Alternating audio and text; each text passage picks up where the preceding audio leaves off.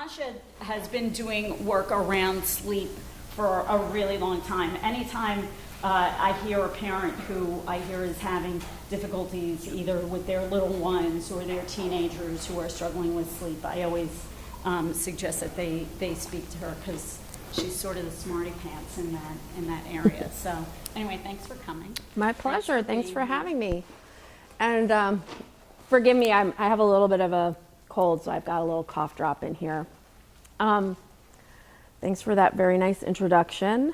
So I will say that usually in my sort of day-to-day work life, I tend to work with parents of younger children. That said, I'm a person and I'm very interested in sleep. I'm an adult. I care about my own sleep, and I very much care about teenagers' sleep, and I will be talking about that for sure. But I just wanted to get a sense because we have a pretty small group, and so I'm happy to tailor it towards what you all are interested in.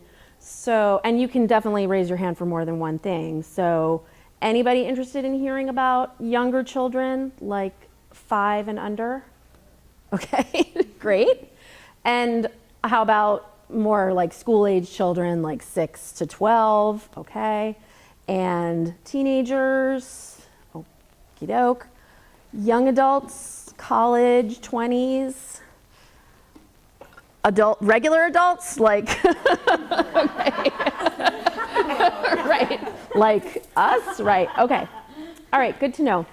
And one thing that I'll be talking about too is some common threads. So it's funny, I get asked all the time to work with adults on their sleep, and back in my former life as a therapist, I did that all the time. Right now I don't, because it's honestly way easier to change young children's sleep, just like most behavior for young children. They're fresh, they don't get themselves into as much trouble as all of us in this room do. But we'll talk about that, and like I said, some common threads. Again, because it's a small group, if you have a burning comment or a question, feel free to jump in. I'm also going to leave some time for questions and just a conversation at the end. Okay. So just a little bit about me. I was saying I used to be a therapist. I have a PhD in clinical, health psychology from Rutgers University. And when I became a mother 8 years ago, I got into sleep. I thought I knew everything about sleep, and it turns out that I didn't. And I felt very lost. I actually ended up hiring a child sleep consultant to help me, and then ended up getting trained at her institute. And now I actually teach there, and I do continuing education there. And obviously, I'm a parent, and a person.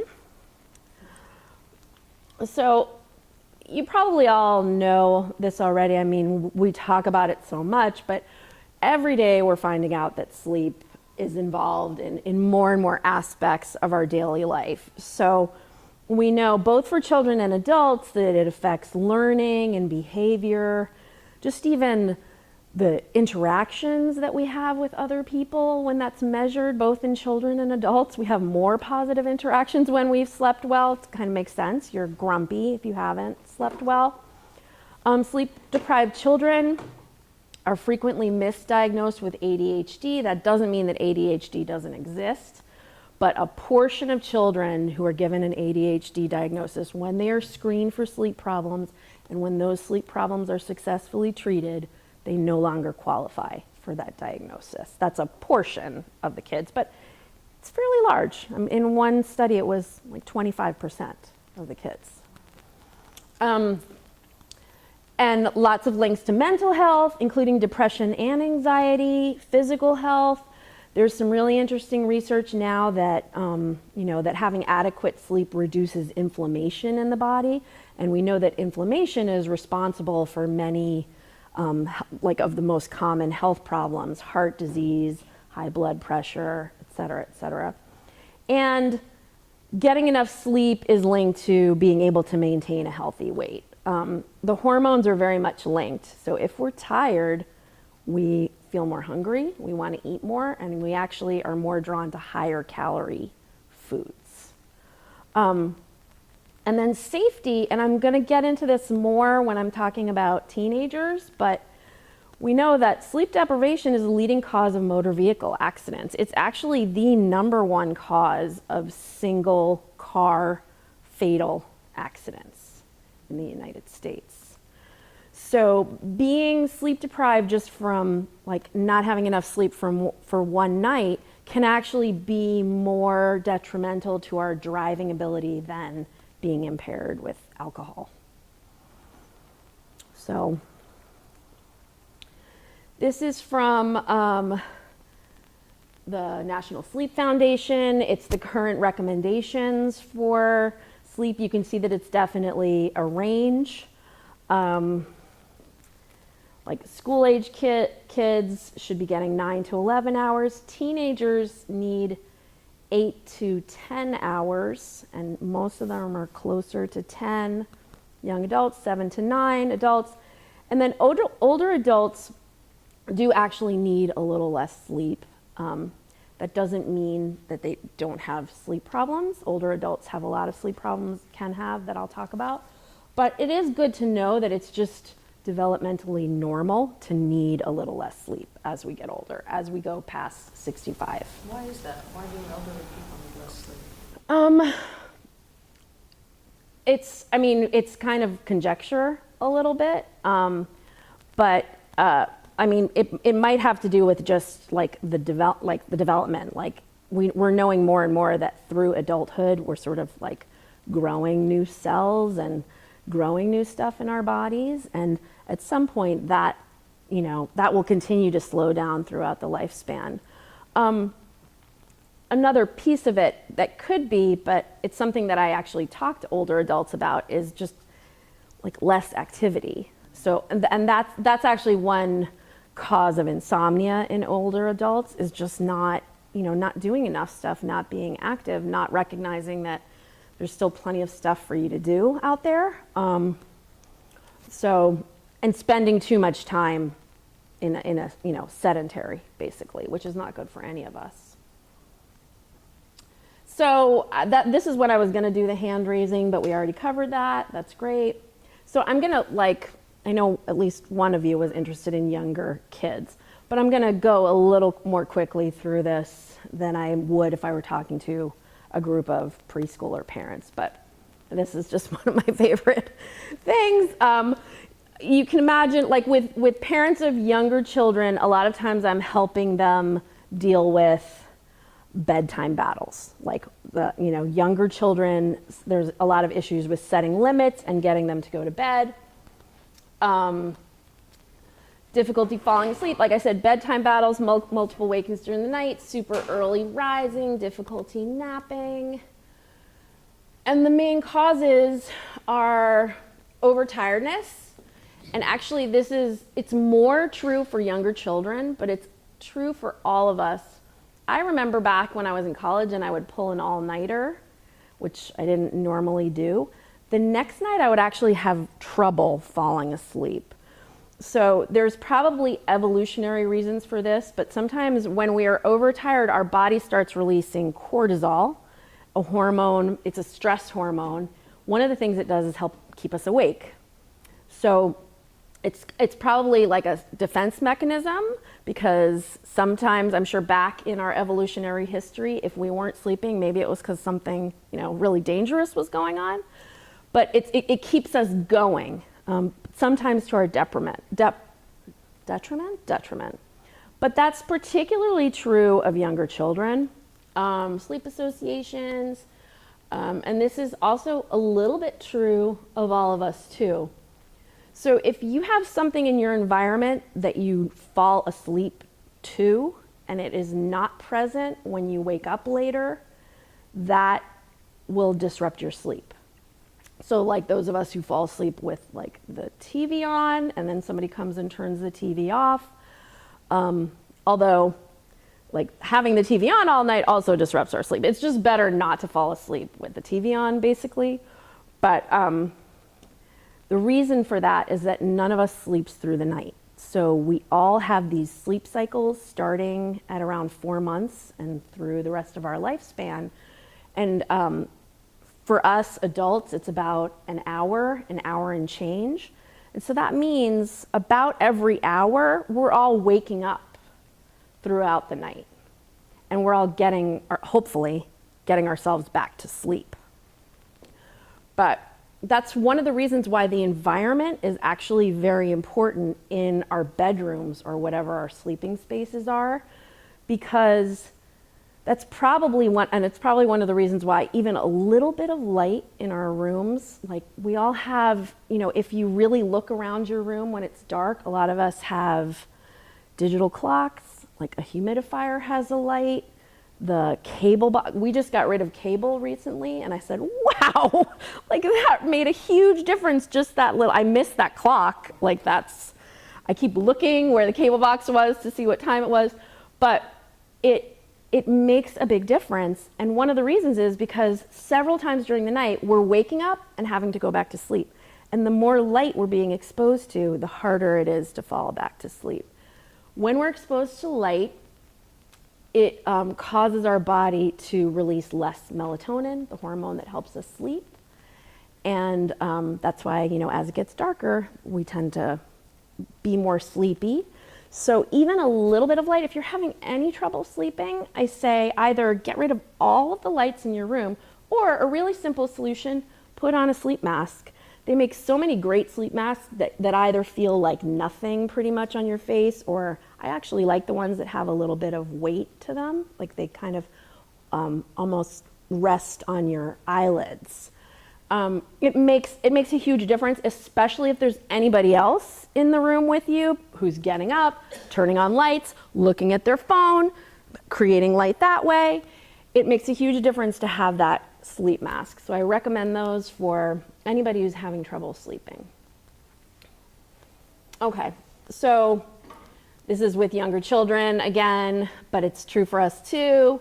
Like anything that's present in the environment when we're falling asleep that's not going to be there later, that's a problem, and we want to get rid of it. And so this starts to get more into school-age children as well, the bedtime battles, like just not wanting to go to bed for whatever reason. And these are my tips for dealing with that for children who don't want to go to bed. Setting clear limits and expectations, foster an atmosphere of connection, create the right environment, keep bedtime routines short and meaningful. This kind of tends to fade away as the kids get older, but a lot of times parents are really invested, like they feel like, oh my gosh, I have to have this whole routine or they won't go to sleep, and it can get long. And meanwhile, everybody's tired, and it's actually just making it more difficult to go to bed, and deflecting arguments and detaching from the outcome. So that was actually the inspiration for a children's book that I wrote a few years ago about avoiding bedtime battles, where the boy is kind of a stand-in for the parents and the monkey is the child. And so I taught parents how to specifically set clear limits and expectations. Make sleep a family affair, which I'm going to talk about a little bit later as well. We need to model good sleep behavior for the other people in our family. I see this a lot where, especially with teenagers, honestly, there's a lot of focus on they're on their devices all the time. They're doing this, they're doing that. Don't do this, don't do that. And then we turn around and do the same thing. So, showing through example is important at any age. So we want to make sure, like especially I said with young children, that we avoid getting overtired. That makes it harder to fall asleep. It's helpful, honestly, to just even darken the room. Like, don't have fluorescent lights, don't have bright lights at least 60 minutes before bedtime at any age. I was talking a little bit about light blocking melatonin. It turns out that different kinds of light have different levels of effects. So red light, orange light, like kind of what we see at sunset, that has the least effect on melatonin.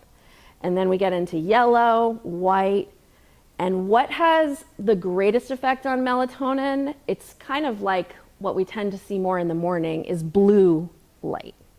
So for whatever reason, light on the blue end of the spectrum, because it's kind of more like morning light, affects melatonin the most. And guess what this emanates, and your phone emanates? It's blue light. It's like light on steroids. So, and we hold it closer to our faces, right? So you may have already heard this, but it's definitely true, and the research keeps on bearing this out. Even looking at like a small screen for a few seconds can disrupt your sleep for the rest of the night, either before you go to bed or definitely in the middle of the night when we go and like, let me just see what's going on. Let me see what time it is. Let me see if anybody sent me a message. We look. People who keep the phone in their bed or near their bed, adults, on average sleep about 55 minutes less a night just from having your phone with you, okay? So melatonin is what is naturally triggered within your body? Yes. Where does it come from? It's a hormone that's generated by our... What makes it kick in? So usually exposure to dark. Okay, so it doesn't just naturally figure out when you should be going to bed or if you're tired, it's really just exposure to dark. Yeah, that's the main trigger. There are other things that are driving sleep in our body, so it's not the only thing. Like the amount of time that we've been awake also drives sleep, and we have a circadian rhythm, but that's actually tied more towards exposure to light. And do some of us have a natural melatonin deficiency? Very few people do. So there's a lot of, I'm on the Facebook moms groups, and I see this a lot, like about giving your kids melatonin or taking melatonin. Like the vast majority of us have plenty of melatonin to create. So I always say, do what you can to encourage your own, system, because just like anything else, it's a hormone, so it's about regulation. And we know that sometimes if we add something, then our body actually compensates by making less of it. And I really don't like to give hormones to kids. So and I'll say one other thing, that like the melatonin that we buy, it's usually like on the internet or in whatever store, it's not regulated at all. So I remember reading one study that, like more than half of the melatonin that this lab tested, the melatonin didn't actually have melatonin in it. So that's another issue. There is research that shows that kids on the spectrum and adults on the spectrum, they have some kind of issue with melatonin regulation, and they do benefit from supplemental melatonin. But you would always want to go through a physician to make sure that you're getting something that really is melatonin. And I wouldn't go just by the recommendation of your pediatrician necessarily, or your general practitioner doctor. There are some great pediatricians, I know some of them here in this community, who make it a point to educate themselves about sleep, but on average, physicians get 3 to 4 hours of sleep education in their entire, educational career. So I hear lots of really funky sleep advice that parents, pediatricians, because that's who I'm mostly talking to, but my own general practitioner told me something that was really not correct. So it's just something to think about. You want to make sure that you're getting information from somebody who is familiar with what's going on. Not that you want to use this all the time, because I hear you're suggesting to step away from your computer and your phone and stuff like that. I installed Flux. Yes, yes. On my computer, and what this does is as you get close to the evening hours, the light goes from like the white bluish to like it gets more orangey. I actually have that sometimes I'm like, what's happening to my computer? And then I realize that that's what it's doing. And actually the iPhones now do have a setting that you can choose where they do something similar. So technology is starting to recognize this. So it is and it's always changing. So it's good to check out what might be available for whatever devices that you're using. Is it helpful to turn it to the black and white? Because you can also turn your phone to black and white. Does that make a difference? It's still the light It's still the spectrum. white It's not light, like yeah. it's not the like orange actually this is a red. blue screen. It's not because the screen is blue. It's the actual light that it's So emanating. The orange or red would be the best. if you Yes, have to have your phone. yes, if you need to be looking at it, for sure, yeah. Okay, I'm gonna kind of just slide through some of this. But like definitely with school-age children as well as younger children, it's a lot about like what can we control and what can't we control. So none of us can make ourselves go to sleep, including kids. Sometimes there's a lot of pressure, like we're also focused on, you need this amount of sleep, that especially as kids get into school age, they sometimes get stressed about that. So younger kids, I don't ask this question, but as they get to be about 6, I always ask parents, is your child trying to fall asleep and are they upset that they are not sleeping?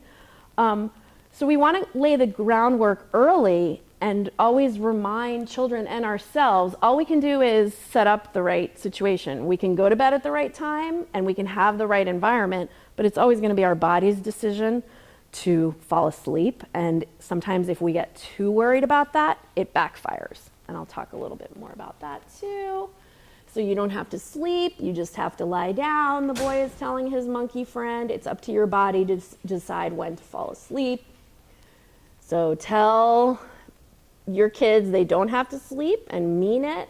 We decide when they go to bed. They decide how and when they actually sleep, although, you know, we can certainly have rules about things like devices and lights, etc. Okay.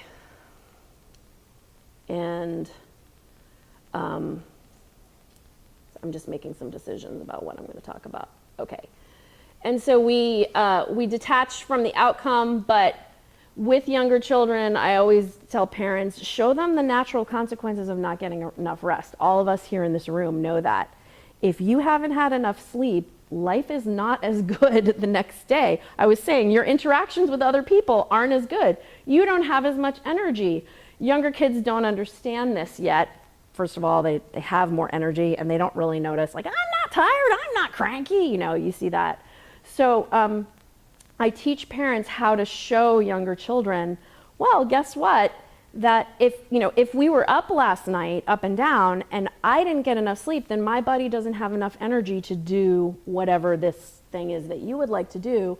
But it's always in the vein of, oh, we forgot the rules last night, so my body doesn't have any energy or enough energy. I wish I could do that. Hopefully tonight we'll all remember and then we can go do that tomorrow. So we're never punishing, like, you didn't do this, so I'm not giving you that. It's more like, oh, we all want the same thing, right? Who doesn't want to have more energy to do things that you like to do during the day? That's a no-brainer.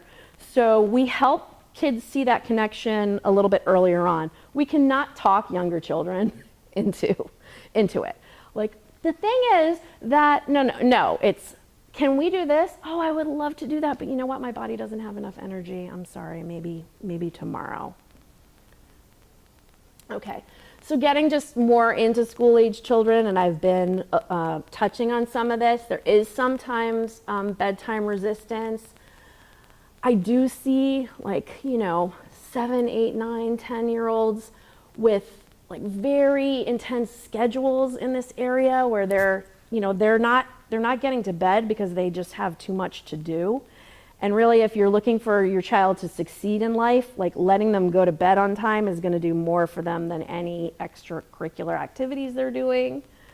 And then, as I mentioned, this is the age where they might get into wanting to go to sleep, but they can't. And that can have to do with stress or emotional things going on. Sleep hygiene, which I'm going to touch on a little more when I talk about teenagers and adults, but it starts now. And the beginning of the sleep phase shift. Does anybody know about the sleep phase shift that happens at puberty? Yes. Is it that they fall asleep later? Right? Yes. Is that to a point where, like, as they age into adolescence and teenagehood, up until like middle in the well into the 20s, exactly. They want to sleep till noon the next day because they will stay up tonight. They have to stay up the night before. They can't. So I'll take a step back and explain it. So I was talking about hormones and how tied to sleep is to hormones. So what happens at puberty? Lots of hormonal changes. And one of the changes, I don't know why this happens, but it's true and it's documented, is that the drive for sleep, the circadian rhythm, shifts about 2 hours later. I mean, it doesn't happen overnight, but as puberty occurs, that happens. It's a real thing. So before puberty, like around 8 or 9 is like when kids are, feeling the most tired. So that goes to 10, 11. It is extremely difficult for a teenager to go to bed early. Their body just does not want to do it. And by the same token, obviously, it's harder to get up in the morning. The whole thing shifts 2 hours later. So it's not just that teens are lazy, and as you mentioned, it actually goes up through into the 20s. So we're talking about college age and younger adults. And then it does shift back as you go further into adulthood. So that's a real thing. This drive for sleep shifts 2 hours later. So their body doesn't want to go to bed early, and then it wants to sleep in, and they're waking up super early during the school week. So what are they going to do on the weekends? They're going to sleep in. I would, right? It's a real catch-22 though, because the more they do that, the harder it is. It starts shifting everything later for them. So the harder it is to fall asleep at an appropriate time for their school schedule during the week. So as hard as it is, it's a balancing act, because I don't want to torture teenagers either, but I'm trying to look at the long-term picture. So I say, let them sleep in on the weekends, but more than 90 minutes is from when they usually wake up is starting to become problematic. And at this age, especially if they're on a funky schedule for their body, they might, that's a motivation to start using different substances to help regulate how they feel, including caffeine, alcohol, and other substances. And then that in turn can interfere with sleep more. So a lot of the things that we take that help us fall asleep, and maybe some people in this room do this too, like Benadryl or Ativan,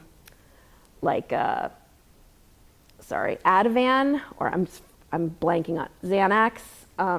Certain things, alcohol, like a couple of glasses of wine, these all can help us fall asleep, but then they actually disrupt sleep in the second half of the night. Second half of the night is when we're doing more REM sleep, which helps consolidate our brain and help our memory and our attention during the day. So when we take a substance to help us fall asleep, or one of those substances, it can actually interfere with sleep in the long run. And that starts sometimes in the teenage years. And then sleep hygiene issues. What am I talking about? I alluded to that before. So the human brain has an incredible capacity for learning, and we get used to situations. Like I was mentioning, whatever we're used to falling asleep to, our brain is going to be expecting to encounter when we wake up later on in the night. We can also get accustomed to things like not sleeping well. We can actually learn how to not sleep well. How do we do that? By spending a lot of time in bed not sleeping. So the more time that you spend in bed doing stuff that is not sleeping, or like the obvious other thing that adults sometimes do in beds, is going to possibly interfere with your sleep.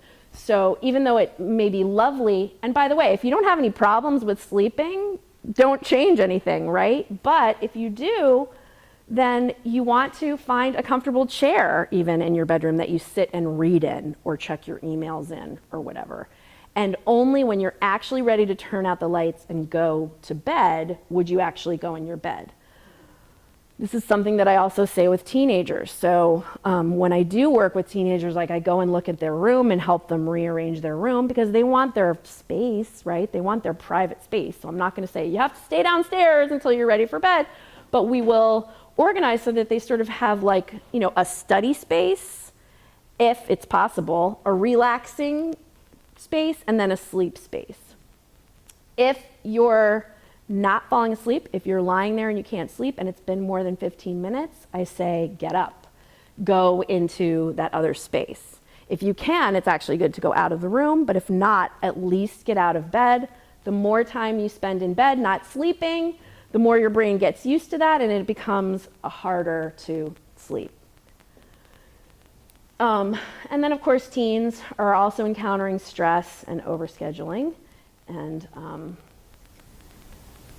So as when parents. my daughter went to college, one of the things that my husband suggested to her was that she not put her study desk in her bedroom. Mm-hmm. That her Yeah, if study you desk have the- be- she had the space for it. Right. Because you wanted it only to be, you wanted her bedroom to be like her happy place. Yes, and if I ran the universe, everybody would work and study in a different room from when they sleep. So if that's possible and doable, feasible in your situation, then that's great. But, like if it's multiple kids in a house and you have to also balance what the preference is, or what's actually going to work for your family. But yes, the further away, they'd probably do better in a different building, like in their own little study shack out in the yard. But yes, so if it's feasible, like with your daughter, that's great that it can be in a different room. Sure, you definitely want to be looking at different stuff. So even just being on the other side of the room and when you're not even looking, your brain is taking in like that ceiling is over there, that wall is over there, all of that stuff we get used to. Have you heard this about ODing on drugs? That some drug addicts OD, not, of course, because maybe there's something different about what they're taking, but like for instance, heroin addicts can get very, very ritualized in how they take it, and they'll take the same amount.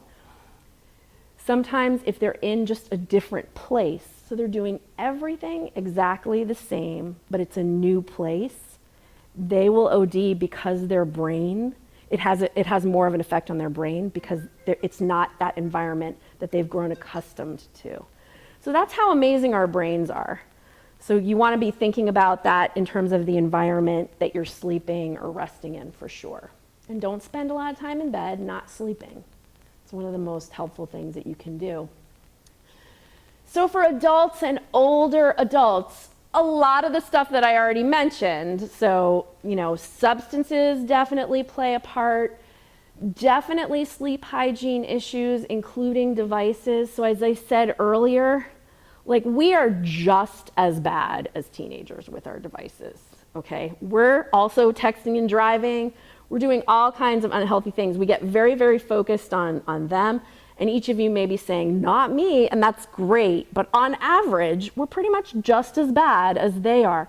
So we want to keep that in mind. And as adults, we can be thinking, okay, well, but I need to have my phone because, X, Y, Z. Really ask yourself if you really, really need it, because that is alone is impacting your sleep. Like I said, almost an hour per night on average.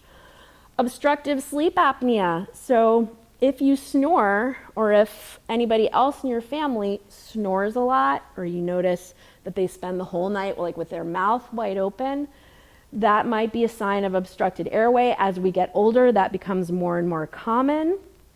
And of course, if you stop breathing, luckily, your body wakes up. And that can happen hundreds of times during the night. So you want to be aware of the possibility of obstructive sleep apnea. And secondary insomnia related to medical disorders. So generally, the better that we take care of ourselves, the better that we tend to sleep, and vice versa, and stress. So, what things as a sleep person can I hone in on? It's really the sleep hygiene issues and being aware of what stuff we might be taking that is interfering with our sleep. Those I think are the biggest things, and just I would consider it to be part of sleep hygiene, like going to bed at an appropriate time and in an appropriate place, and making sleep a priority for yourself. And a little bit more just about an ideal sleep environment, we really do better in a cooler environment. So 68 to 72 degrees is ideal. If you like to kind of be bundled up, then having it be even cooler is better. White or pink noise continuously. So it turns out there's different kinds of white noise. And there's lots of great apps out there, and you can actually specifically pick pink noise, which for some reason is just more calming to the brain. If it's patternless, then your brain just gets used to it and it doesn't interfere. Music, like, ocean, like all that is really, really nice, but anything with a pattern is going to be making it more difficult for you to fall asleep later on when you wake up, as you know that you will. And like I said, super dark is the best. And if you can't make your room dark, put something to cover your eyes. So this is what I was talking about before, good sleep hygiene and what's wrong with this picture. So I kind of already jumped into all of this, and I talked about warm versus cool light, and it's great that some of our devices now can actually make the screen warmer. And now you understand why, because it has to do with melatonin. You can explain that to your families. And setting a good example. So having some kind of a station, like ideally it's at the bottom of the stairs, maybe at the top of the stairs, but having that there and putting your own phone and iPad on that and just making that a family rule. Even starting out doing it a couple of nights a week and just working with that first can be helpful, and you can kind of ease into it. But it makes a huge difference, and it's so tempting. And if you find yourself slipping and then you realize that sleep is being affected, that's the time to check in with yourself about how devices are being used in your house. So my main tips for everyone to get better sleep: keep bedtimes consistent and structured, whether you're 18 or 8 months old. Keep electric devices out of the bedroom, starting 1 hour before bedtime, ideally. Practice good sleep hygiene. And I didn't touch on this yet, but we definitely know that if you get regular exercise, then that helps improve sleep. And exposure to natural light, because then you're more tied into a normal circadian rhythm. It's easier to fall asleep at night. And support later school start times for teens and tweens. I am definitely in the later school start time camp. I don't know how anybody like in my field or in medicine could not be. So I'm with the American Academy of Pediatrics and many, many, many other organizations who have looked at the evidence and said it is not good to make tweens and teens wake up early. And it's not only not good for them, it's not good for all of us. We know that in communities that have pushed start times later, things just even like car accidents go down, because when teens are not sleep deprived, they're not getting in as many accidents. So, their mental health, their physical health, and sort of like the family's well-being, for most families would be better off if they were allowed to sleep in. So I mentioned that I work mostly with parents with younger kids. I spend a lot of time coaching parents on setting healthy limits, not over catering to their children, not giving in, having a plan, sticking to it, encouraging resilience and independence in their children. For teens, I say, if you can help them sleep in a little bit more, and you can, do it. You're not coddling them. It's torture for them to wake up so early. So if you can, I don't love like everybody driving around in their cars. I would prefer everybody to be on a school bus, but if they can sleep in a little bit later and you can drive them to school and that buys them a half an hour of time, I think that's a reasonable choice to make. And I would just encourage all of you also to advocate for later school start times for that age group. And here's my information. I also have some cards, and then I would just love any questions that anybody has for me. Yes, hi. Do depressed people sleep more? It depends on the type of depression. So it's not a simple one-way direction. Like insomnia can lead to depression. Depression can lead to insomnia. A symptom of depression is sleep disturbance. So you can actually sleep more or less, depending sometimes on the subtype of the depression and just kind of what else is going on with us. So if somebody is sleeping more than usual, that is a potential sign of depression. Sorry to be vague, but there's something called frustrated, agitated depression that actually looks sort of from the outside like anxiety, but it's a form of depression, and that leads to less sleep. So it's not a totally simple relationship. But if there are sleep disturbances, then that's one possible explanation. Yes, hi. What are the theories on naps, especially? So I generally say, I mean, there's also no hard and fast rule for that.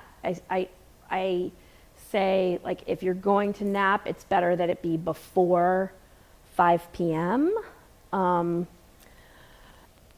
But napping during the day, if you're older, and then if it's bothering someone that they're not sleeping as much at night, then that can start to be a problem. So older people still have a circadian rhythm, and we know that, for instance, shift workers who are up at night and sleeping during the day, even though they may be sleeping the same number of hours, it's not the same quality sleep. We're built to sleep at night and be awake during the day. So, I mean, I have to sort of look at an individual case to talk about it. So it's not like forbidden, but it's not always that helpful for a healthy older person. Sometimes there might be something else going on just medically, in which case it makes sense to take a nap. And of course, it's safer if you're really tired to take a nap.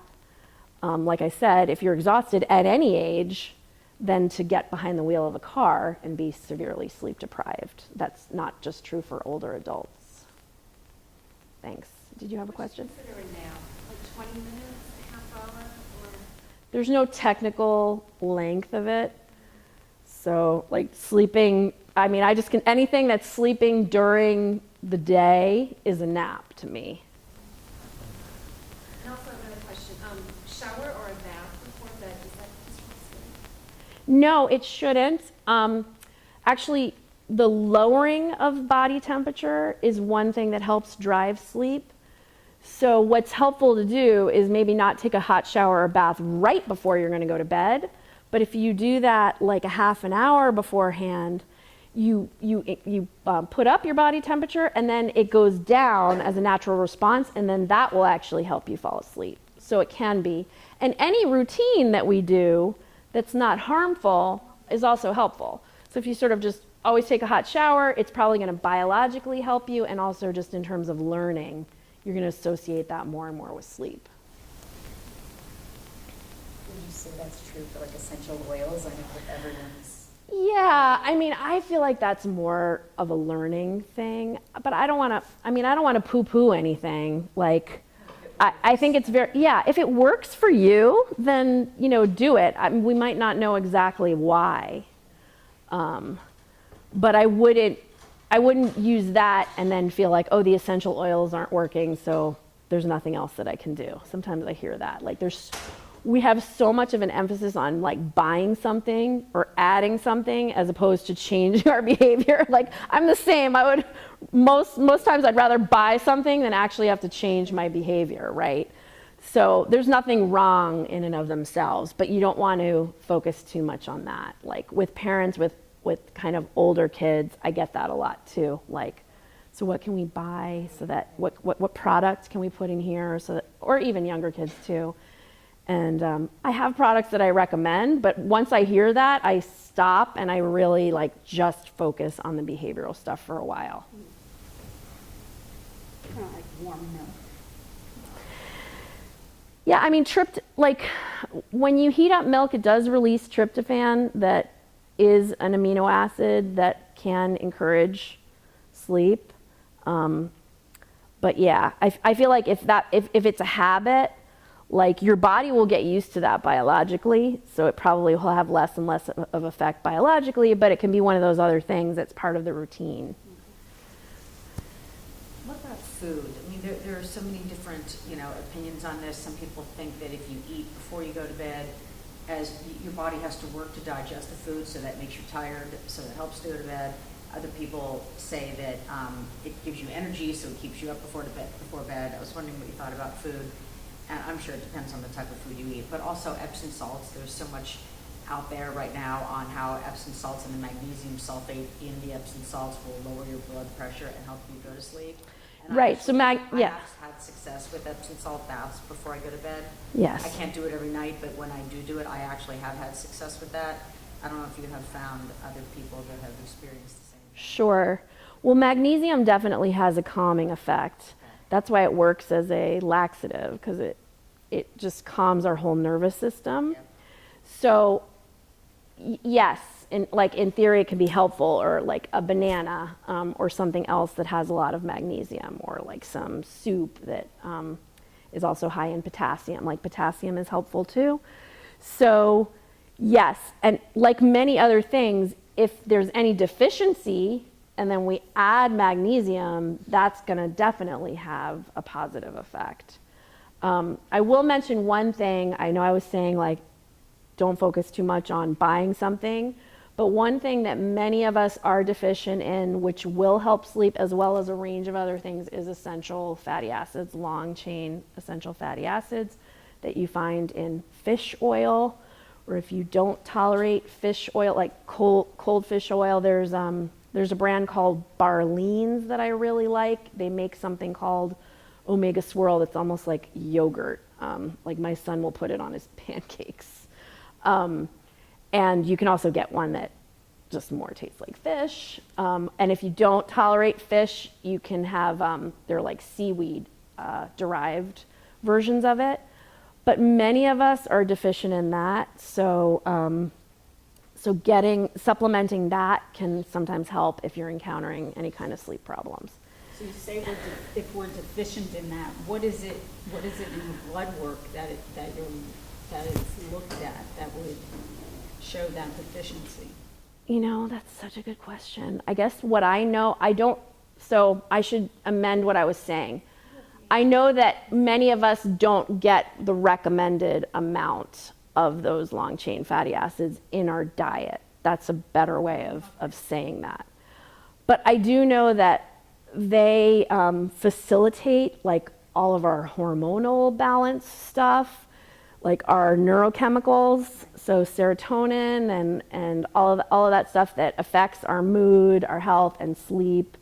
So making sure that you get that. You can also just eat, a few servings of cold water fish a week. That would be another way to do it. Yes? Are there any long-term side effects from using a white noise machine to fall asleep?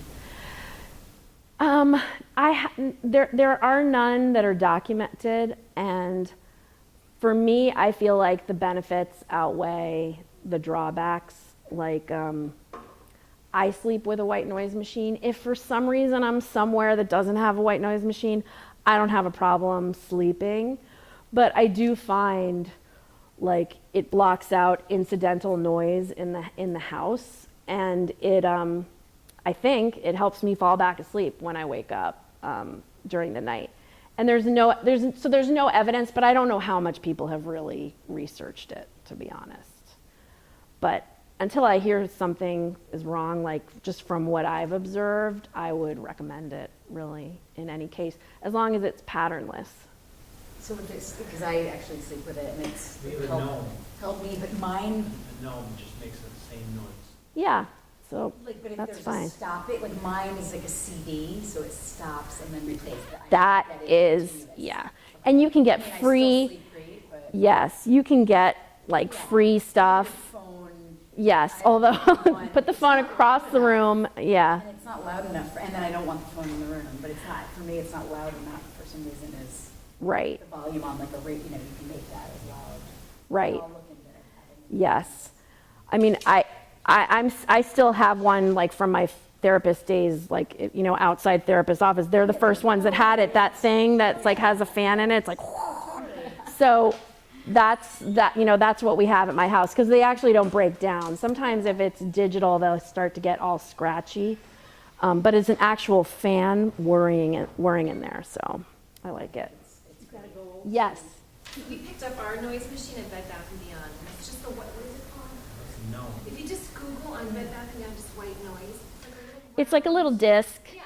Yeah, there's nothing wrong with that. And you do the, yes. I don't know, because I haven't seen a new version. What used to drive me crazy about that one is like if the power goes out, it resets and it goes on the tropical rainforest with the birds going like. Oh, well, that's great. I'm sure I can only imagine, like, they're always making new stuff. I feel like Bed Bath & Beyond has kind of like a section of all of those cool things. So yeah, that's totally fine. I'm a big fan of the earplugs. Yeah, Just to block it all out. yes. And they make something called, actually sleep phones. So if you want white noise, but you're sleeping with somebody who hates it, you can actually, they're like, it was actually a mom and a doctor in Stanford who invented these, and I'm sure there's other versions of it out now too. But it's like a stretchy fleece thing that I use it on airplanes. It goes over your eyes, and then it has soft little earphones, so it's not sticking in your ears. It's just on this thing, and then I play white noise, and nobody else can hear it. Those are called sleep phones. Yes, yeah. They're nice. They're helpful. Recommend a mask that you I mean, Bed Bath & Beyond definitely has a few, like, there's not a lot of technology involved. It's kind of more like personal preference. Yeah, the one that you said you liked, what is it? So, if, what can I do? I will put up on my Facebook page whatever that is. I'll go home and put it up, or I can share it, because I can't tell you exactly what the brand is. But it's, I like, you just it's got one, a type of material, it's sure. like plastic or cloth, Yes.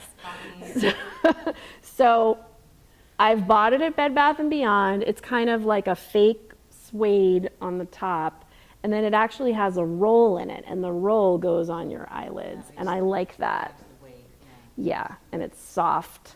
But some people like something that's like that, you know, like the kind that you would almost get on an airplane, and that weighs nothing. So it just kind of depends. Yes. One more. So I have Sure. a friend that sleepwalks regularly. Mm-hmm. So in the middle of the night, he'll go for meals. Has Sleep no idea eating. next morning getting what he ate was. Is that common? It's not super common. It's called a parasomnia, and you know, actually, people who take Yeah, I wonder if it's a sleep medication, like, people who take, I know, it's out of my Ambien. Like, I know using Ambien increases your risk of that. Like, they call it like Ambien eating. Like, I used to sleepwalk when I was a child. I'm trying to remember the percentage. I mean, it's not super rare, but it's not that that common either. I think something like 5% of people do something like that, walking around, and maybe not consistently every night. So your friend, that could just be something that's happening with him, or it could have something to do with, you know, like what medications he's taking. getting back to, I think your question didn't get answered about eating. Oh yes, But I sorry. know that, Oh like, yes, If yeah. you are hungry or Yeah. too full, you're probably not Right. gonna sleep well. So, with you, either of like, those. we've all experienced this. Like, if you eat too much, then that's going to be a problem. So, one thing that we do know, like, if you're trying to, you know, have optimal sleep, is having like a light snack that's a balance of protein and carbohydrates. So, like an orange and a string cheese, or, you know, like almost like a zone diet, like snack. that's been shown to help people who are having issues with sleeping. So that's something that you could do. So yeah, I mean, I know that there's some stuff out there about like, you know, intermittent fasting too, and that's supposed to be better for you. So I'm not sure, but I do know that there's some evidence for the light snack that's a balance. And it's just generally good to have a balance of protein and complex carbohydrates. Anybody else? Thank you for all of these great questions. I hope you got some helpful information. Yeah, my pleasure. Thank you. Thanks so much.